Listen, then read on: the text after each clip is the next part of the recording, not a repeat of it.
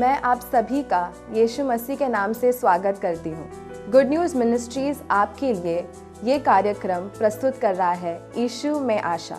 अगर आपके जीवन में कोई आशा नहीं है तो मैं चाहती हूँ कि आप इस बात को समझें और इसे स्वीकार करें कि सिर्फ यीशु में ही आशा है। यीशु आशाहीन के लिए आशा है। मैं चाहती हूँ कि आप इस कार्यक्रम को एक बड़े उम्मीद के साथ देखें। मैं प्रार्थना करती हूँ कि ये कार्यक्रम आपके और आपके परिवार के लिए एक आशीष का कारण बनेगा। Dear brothers and sisters, I greet you all in the mighty name of the Lord Jesus Christ. प्रिय भाइयों और बहनों, मैं आप सभी का अभिवादन करता हूँ यीशु मसीह के नाम से।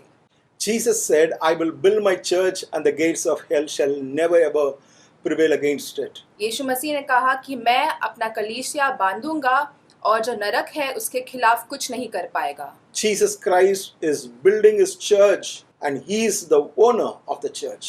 यीशु मसीह उसके कलीसिया को बना रहा है और वो ही इस कलीसिया का मुख्य है। Satan may try to do many things against the church, but it will never prevail. शैतान कलीसिया के खिलाफ बहुत सारी चीजों को करने की कोशिश करेगा लेकिन वो विफल होगा। Though we are not able to worship God together, हालांकि हम सब मिलकर एक जगह पर आराधना नहीं कर पा रहे हैं, but still we are able to join our hearts together and we can worship God in spirit and truth in a different way. लेकिन एक अलग तरीके से हम अपने दिलों को साथ जोड़कर हम आत्मा में, सच्चाई में हम आराधना कर सकते हैं। Like a Sunday service, I request all of you to come together with your family members and watch this program and worship God together and listen to the word of God. जैसे हम हर रविवार परिवार होने के नाते मिलकर आते हैं, उसी तरह मैं चाहता हूँ कि इस समय में भी आप परिवार होने के नाते मिलकर आइए, बैठकर प्रभु की आराधना करिए, प्रभु के वचन को सुनिए। There is power in united worship. जब हम मिलकर आराधना करते हैं उसमें सामर्थ है। In this month, mainly we are meditating the book of Revelation. और इस महीने में हम खास करके प्रकाशित वाक्य की किताब से हम पढ़ रहे हैं। Today we are going to see what is going to happen after the second coming of the Lord Jesus Christ. और आज हम देखेंगे कि यीशु मसीह के दूसरे आगमन के बाद क्या होगा। Jesus Christ is going to come soon. यीशु मसीह जल्द लौटेगा। He is going to come back to this world. यीशु मसीह इस दुनिया में फिर से लौटेगा। When he came 2000 years ago, he came as a savior. जब यीशु मसीह 2000 साल पहले आए थे, वो एक मुक्तिदाता के रूप में आए थे।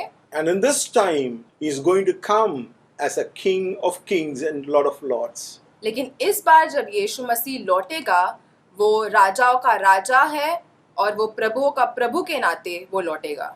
My dear brothers and sisters, Jesus Christ is going to come back to this world. मेरे प्रिय भाइयों और बहनों, यीशु मसीह इस दुनिया में फिर से लौटेगा। When he comes back to this world, और जब वो फिर से इस धरती पर लौटेगा, the word of the Lord says in Revelation chapter 20, he is going to come as the King of Kings and the Lord of Lords. प्रकाशित वाक्य का 20वें अध्याय में पवित्र शास्त्र कहता है कि वो राजाओं के राजा के रूप में आएगा, प्रभुओं के प्रभु के रूप में आएगा। He is going to come and he is going to rule this world for 1000 years. यीशु मसीह लौटेगा इस धरती पर और 1000 वर्ष के लिए राज्य करेगा। I want you to read Revelation chapter 20 verse 1 and 2. And I saw an angel coming down out of heaven, having the key to the abyss, and holding in his hand a great chain. He seized the dragon, that ancient serpent, who is the devil or Satan, and bound him for 1000 years. प्रकाशित वाक्य का 20वां अध्याय पहला और दूसरा वचन कहता है, फिर आकाश से मैंने एक स्वर्गदूत को नीचे उतरते देखा। उसके हाथ में पाताल की चाबी और एक बड़ी सौकल। उसने उस पुराने महासर्प को पकड़ लिया जो दैत्य यानी शैतान है। फिर 1000 वर्ष के लिए उसे सौकल से बांध दिया। If you look at this scripture, the word of the Lord says, first of all, Jesus Christ is going to capture, defeat Satan, the Lucifer, and he is going to put him in the bottomless pit. अगर आप इस वचन को देखते हो, पवित्र शास्त्र कहता है कि यीशु मसीह स्वर्ग से आएगा और वो शैतान को जो महासर्प है उसे पकड़ेगा और उसे 1000 वर्ष के लिए सौकल से बांध देगा। He will put Satan into the bottomless pit for 1,000 years. यीशु मसीह शैतान को उस अथाह कुंड में 1000 साल के लिए डाल देगा, Because the Bible says, so that he will not deceive anymore. और वचन कहता है यीशु मसीह वैसे करेंगे ताकि शैतान किसी को धोखा न दे। In the beginning, because of deception, Adam and Eve were deceived. हमने शुरुआत में देखा क्योंकि सर्प ने धोखा दिया, आदम और हवा ने पाप किया। Jesus will put Satan into the bottomless pit for 1,000 years, and without deception, people can live in this world. यीशु मसीह आएगा और वो शैतान को 1000 साल के लिए उस अथाह कुंड में डाल देगा ताकि शैतान लोगों को धोखा ना दे सके। Then if you look at verse 4 and 5, the Bible says 1,44,000 witnesses will rule with Jesus Christ. और अगर आप चौथा और 5वें वचन को देखोगे, पवित्र शास्त्र कहता है कि यीशु मसीह के साथ 1,44,000 जो गवाह हैं वो साथ मिलकर राज्य करेंगे। I want you to clearly understand two things that is mentioned in Revelation chapter 7 and 14. मैं चाहता हूं कि आप उस दो बात को समझे जो प्रकाशित वाक्य 7वां और 14वां अध्याय में लिखा गया है। 1,44,000 witnesses are from Israel who have been saved or who will be saved during the time of tribulation. और ये जो 1,44,000 गवाह है, जो प्राण है, वो इजरायली लोग हैं, यहूदी लोग हैं जो क्लेश के समय में बचाए जाएंगे। In chapter 7 and 14, the word of the Lord talks about great multitude. 7वां और 14वां अध्याय में पवित्र शास्त्र बात करता है उस विशाल भीड़ के बारे में। That great multitude is the church. वो विशाल भीड़ कलीसिया है। So when Jesus Christ comes back to this world, 1,44,000 people and the great multitude will rule with Jesus Christ. तो जब यीशु मसीह फिर से इस धरती पर लौटेगा, वो कलीसिया के साथ और 1,44,000 गवाह के साथ राज्य करेगा। And we will rule with the Lord Jesus Christ this whole world. और इस पूरी दुनिया के ऊपर हम यीशु मसीह के साथ राज्य करेंगे। My dear brothers and sisters, मेरे प्रिय भाइयों और बहनों, what a privilege to reign this world with the Lord Jesus Christ. ये कितना बड़ा सौभाग्य है कि हम यीशु मसीह के साथ राज्य करेंगे। In many places in the Old Testament, Bible talks about millennium. और पुराने नियम में कई जगह पर पवित्र शास्त्र बात करता है उन 1000 साल के बारे में, How the rule of Jesus Christ is going to be. कि उन 1000 सालों में यीशु मसीह का राज्य कैसे होगा। There will be justice, और न्याय होगा, there will be peace, शांति होगी, truth will always prevail, सत्य हमेशा जारी रहेगा, and you can find faithfulness everywhere. और हर जगह पर आप वफादारी को पाओगे। If you look at today's world, it is totally opposite. लेकिन अगर हम आज के समय, आज की दुनिया को देखते हैं, वो बिल्कुल विपरीत है। Most of the time you are disturbed because of injustice and war and the rumors of war. इस समय हम हमेशा गड़बड़ी में रहते हैं क्योंकि अन्याय चल रहा है, गड़बड़ी चल रही है, युद्ध जारी है। Jesus Christ is going to rule the whole world, and during that time there will be peace, there will be joy, there will be truth and faithfulness. जब यीशु मसीह 1000 साल के लिए राज्य करेगा, वहां पर हम न्याय को पाएंगे, शांति होगी, सत्य और वफादारी होगी। And then the word of the Lord says, फिर परमेश्वर का वचन कहता है, Revelation chapter 20 verse 7 to 10, प्रकाशित वाक्य का 20वां अध्याय 7 से 10 वचन, the word of the Lord says, Jesus will judge Satan first. पवित्र शास्त्र कहता है कि यीशु मसीह पहले शैतान का न्याय करेगा। After 1,000 years, Satan will move into this world and try to deceive more people.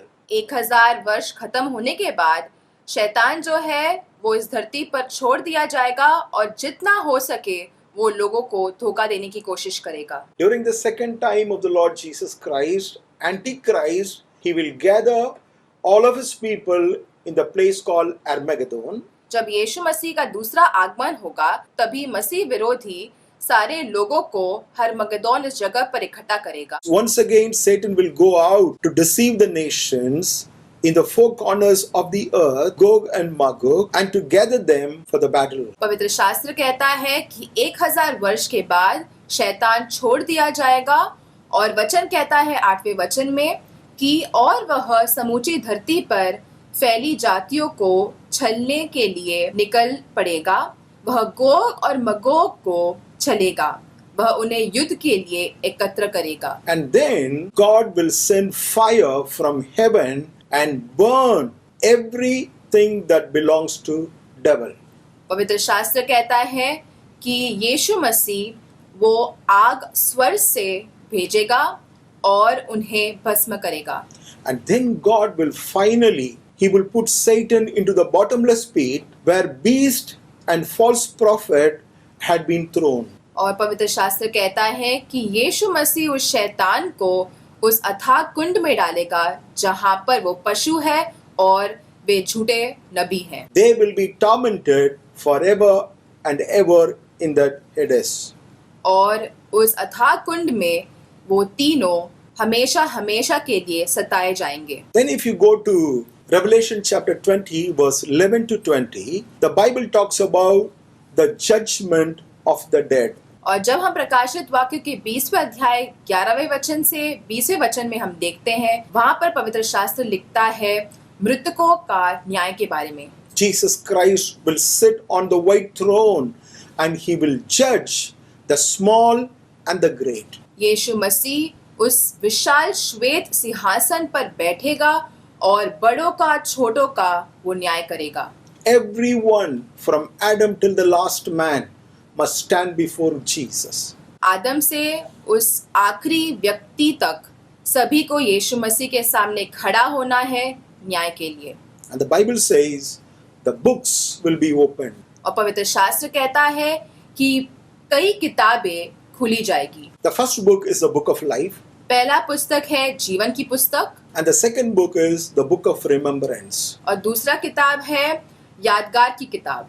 And Jesus Christ will judge everyone according to what he has done while he was in this world. और यीशु मसीह कार्य के अनुसार उन सभी को न्याय करेगा जब वो इस दुनिया में थे। And I want you to look at this scripture, verse 15, chapter 20, verse 15. It's a very, very important thing. Anyone whose name was not found written in the book of life was thrown into the lake of fire. वचन कहता है यदि किसी का नाम जीवन की पुस्तक में लिखा नहीं मिला तो उसे भी आग की झील में धकेल दिया गया। You might have done only good things in your life. आपने शायद आपके जीवन में सिर्फ अच्छे क्रिया किए होंगे। Maybe you might not have done any bad things.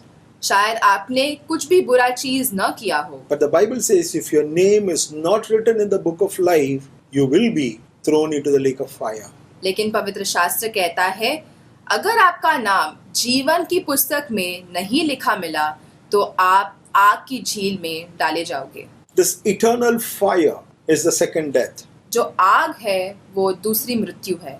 Bible talks about two births and two deaths. पवित्र शास्त्र दो मृत्यु के बारे में, दो जन्म के बारे में बात करता है। Revelation chapter 20 verse 14 says there are two deaths. प्रकाशित वाक्य का 20वां अध्याय 14वां वचन कहता है कि दो मृत्यु है। If you are just born only once in this world, you have to face two deaths. अगर आप इस दुनिया में सिर्फ प्राकृतिक तरीके से आपका जन्म हुआ है तो आप दो बार मरोगे। The first death is a natural death, जो पहला मृत्यु है वो प्राकृतिक मृत्यु है and the second death is an eternal death that the person will be dying eternally in the lake of fire. और जो दूसरा मृत्यु है वो अनंत मृत्यु है जहाँ पर जो इंसान है वो आग की झील में झोंक दिया जाएगा।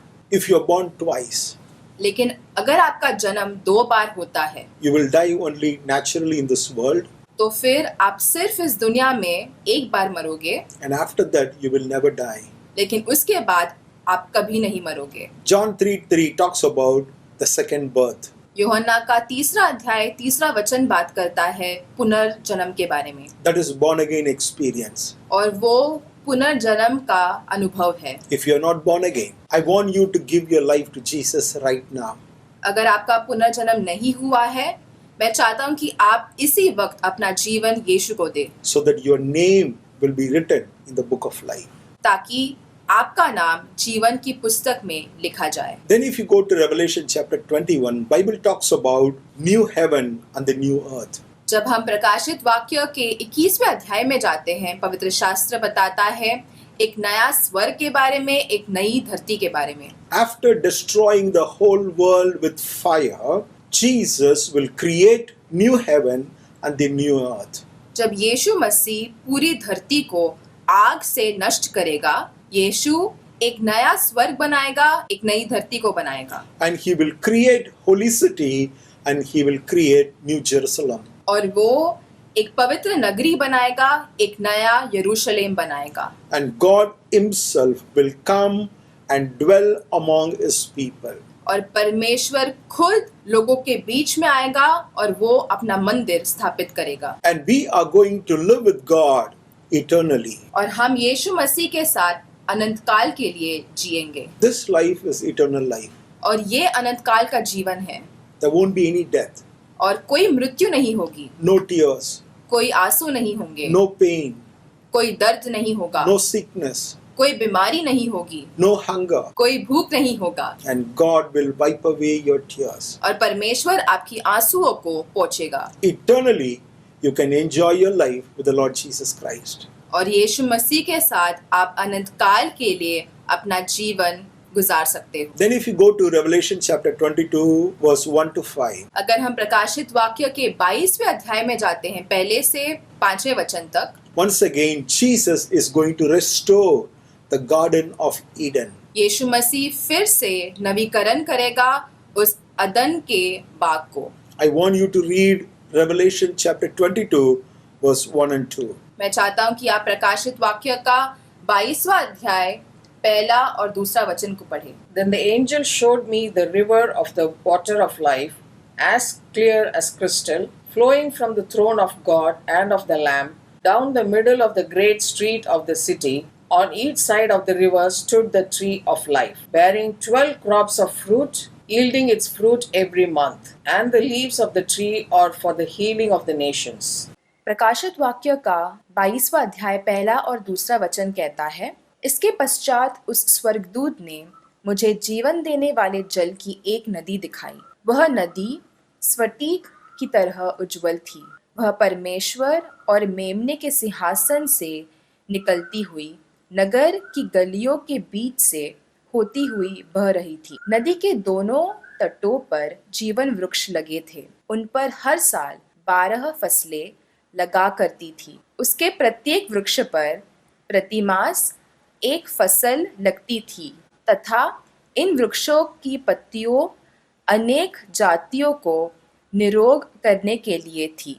The water of life is going to flow from the throne of God. जीवन देने वाले जो जल है वो नदी के समान बहेगा परमेश्वर के सिंहासन से। And then you can see the tree of life. तब हम उस जीवन की वाटिका को हम देख सकते हैं। The water of life जीवन का पानी and the tree of life. और जीवन का वृक्ष। And then God will allow everyone to drink the water of life and take the fruit from the tree of life and have it. और फिर यीशु मसीह अनुमति देंगे सारे लोगों को उस जीवन का पानी पीने के लिए और वो जीवन के वृक्ष से उस फल को खाने के लिए। And it's going to be awesome, a wonderful days for every one of you. और हम सभी के लिए वो अद्भुत दिन होंगे। I want you to look at this picture. मैं चाहता हूँ कि आप इस चित्र को देखें। Left side corner, you can see the coming of the Lord Jesus Christ. ऊपर बाएं हाथ पर हम देख सकते हैं कि यीशु मसीह का दूसरा आगमन।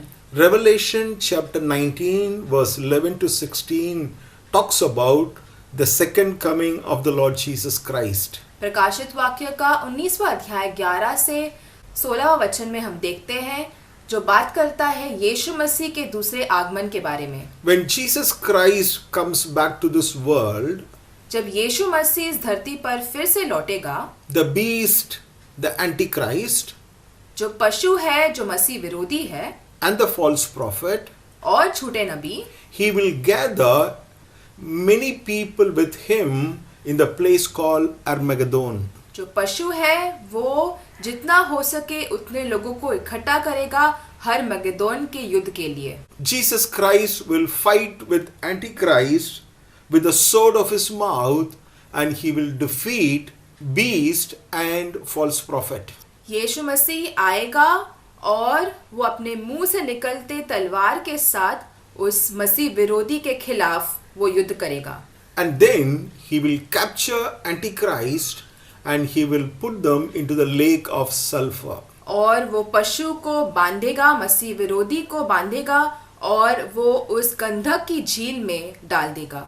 That we can see it in Revelation chapter 19 verse 17 to 21. वो हम प्रकाशित वाक्य के 19वां अध्याय 17 से 21वें वचन में हम देख सकते हैं। Then if you come to Revelation 20 verse 1 to 7, फिर जब हम प्रकाशित वाक्य के 20वें अध्याय में आते हैं 1 से 7 तक, Bible talks about 1,000-year reign of the Lord Jesus Christ. पवित्र शास्त्र बात करता है यीशु मसीह के 1000 वर्ष के राज्य के बारे में। Jesus Christ is going to rule this world for 1,000 years. यीशु मसीह फिर से आएगा और वो इस धरती पर 1000 वर्ष के लिए राज करेगा। Then after 1,000 years, फिर 1000 सालों के बाद Satan will be released once again.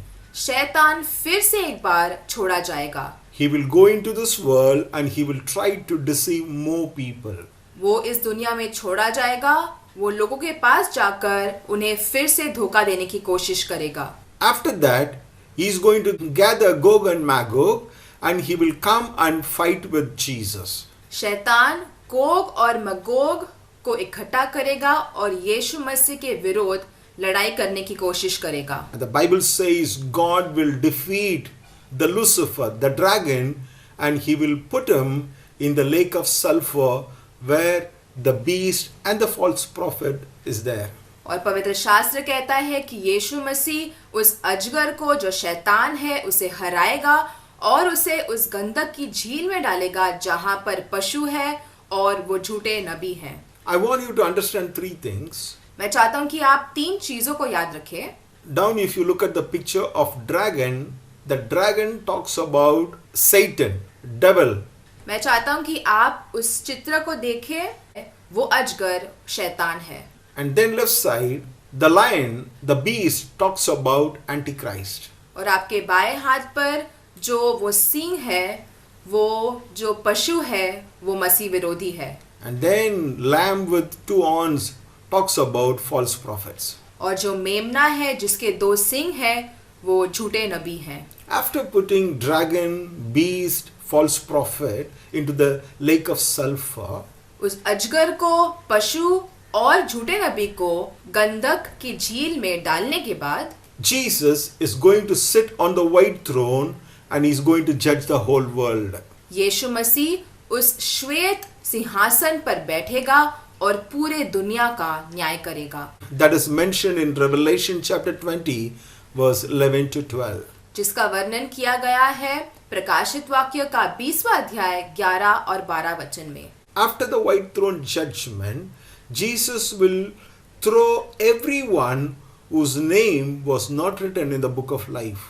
और उस न्याय करने के बाद यीशु मसीह उन लोगों को जिनका नाम जीवन की पुस्तक में लिखा नहीं मिला, उन्हें आग की झील में डाल देगा। This is called second death. और इसे हम दूसरी मृत्यु कहते हैं। Then after that, Jesus Christ is going to create new heaven and the new earth. और उसके बाद यीशु मसीह नया स्वर्ग बनाएगा और नई धरती बनाएगा। If you go through Revelation chapter 21, that entire chapter is talking about new heaven and the new earth. अगर आप प्रकाशित वाक्य का 21वां अध्याय में हम जाते हैं, वो पूरा अध्याय बात करता है यीशु मसीह के नए स्वर्ग के बारे में, वो नई धरती के बारे में। Then if you come to chapter 22, प्रकाशित वाक्य के 22वें अध्याय में जब हम आते हैं, the first 6 verses are talking about the Garden of Eden. पहला 6 वचन जो है वो अदन के बाग के बारे में बात करता है। Jesus Christ is going to restore the Garden of Eden, यीशु मसीह पुनर्स्थापित करेगा उस अदन के बाग को, and then we all are going to be with the Lord Jesus Christ forever and ever. और हमेशा हमेशा के लिए हम यीशु मसीह के साथ रहेंगे। We can have the water of life and we can have the fruit from the tree of life. हम उस जीवन के जल को पी पाएंगे और उस जीवन के वृक्ष से हम उन फलों को खा पाएंगे। My dear brothers and sisters, मेरे प्रिय भाइयों और बहनों, Jesus Christ is coming soon. यीशु मसीह जल्द आ रहा है। He is coming to destroy Satan and Antichrist. वो मसीह विरोधी और शैतान को नाश करने के लिए फिर से लौटेगा। He is going to bring fire from heaven and he is going to destroy the whole world. वो स्वर्ग से उस आग को लेकर आएगा और सभी को नाश करेगा। And then he is going to make new heaven and the new earth and we are going to be with the Lord forever and ever. और यीशु मसीह नया स्वर्ग बनाएगा, नई धरती बनाएगा और हम यीशु मसीह के साथ हमेशा हमेशा के लिए रहेंगे। Are you ready to meet him? क्या आप तैयार हो यीशु मसीह से मिलने के लिए? I want you to give your life to Jesus मैं चाहता हूँ कि आप अपना जीवन यीशु मसीह को सौंप दें and live for God. और परमेश्वर के लिए जिए Surely God will bless you. और जरूर परमेश्वर आपको आशीष देगा। Shall we pray? आइए हम मिलकर प्रार्थना करें। Heavenly Father, हे स्वर्गीय पिता, we want to thank you for this wonderful time. हम आपको इस सुंदर समय के लिए धन्यवाद देते हैं। We thank you for your divine plan for your children, O God. प्रभु, आपके बच्चों के लिए हम उस महान योजना के लिए हम धन्यवाद देते हैं। Help us, O God, Jesus, to understand your plan and follow your ways, O God. प्रभु, हमारी मदद करें ताकि हम आपकी योजनाओं को समझें और उसके अनुसार हम चलें। Lord, I pray for your children, O God. प्रभु, मैं आपके बच्चों के लिए प्रार्थना करता हूँ। Lord, in this season, I want you to bring all of the family members together and bring them into salvation and bring them close to you, Lord. प्रभु, इस बंद के मौसम में मैं प्रार्थना करता हूँ कि आप सारे परिवारों को आप एकत्र कीजिए, उन्हें आपके उद्धार में आप एक समान लाइए। Anoint everyone, O God, with the power of the Holy Spirit. पवित्र आत्मा के अभिषेक से आप सभी को भर दीजिए। Let there be revival in every house, O God. हर एक के घर में बेदारी आए। Let your children live happily, Lord Jesus. प्रभु, आपके बच्चे खुशी से अपना जीवन जिए। Meet all of their needs, O God. उनके सारे जरूरतों को आप पूरा करें And specially protect them from every virus, O God. और हर एक वायरस से आप अपने बच्चों को बचाइए। Don't allow any evil to enter into their house, O God. कोई भी बुरी चीज को पिता उनके घर में प्रवेश करने की अनुमति ना दे। Cover them under your wings, O Father. पिता, अपने पंखों तले उन्हें ढक लीजिए। Thank you, Lord, for answering our prayers. धन्यवाद हमारे प्रार्थना का उत्तर देने के In लिए। Jesus' name I pray. यीशु मसीह के नाम से इस प्रार्थना को हम मांगते हैं। Amen. आमीन। God bless you. प्रभु आपको आशीष करे।